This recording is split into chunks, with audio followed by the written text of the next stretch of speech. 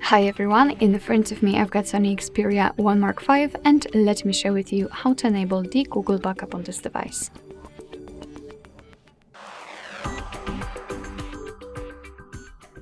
So first of all, let's enter the settings and then scroll down to the very bottom to find the system. Now let's tap on backup, and as you can see we will be immediately transferred to this Google account section, so let's tap on add account. And make sure that you've got the internet connection, it is required for this operation. And here in this step we can either create a new account if you do not have your own yet, or simply type your email or phone, so let me do it. And just a quick disclaimer, you do not have to enter the full email address, just the very first part of it before the @ symbol, and after tapping on next your device will autofill it. Right, so here we have to enter the password, and let me do this out of the screen.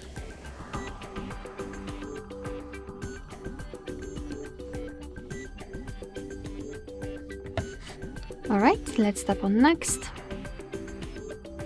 Here we've got Google Terms of Service and Privacy Policy, so of course if you want to you can read it, just tap on it, and here you've got the info. Let's tap on I agree after reading.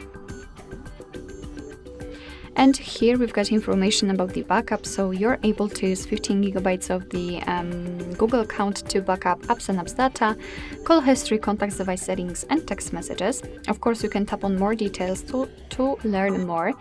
Your device will back up the data automatically, will of course store it securely, and you can manage it whenever you want to. So just tap on turn on.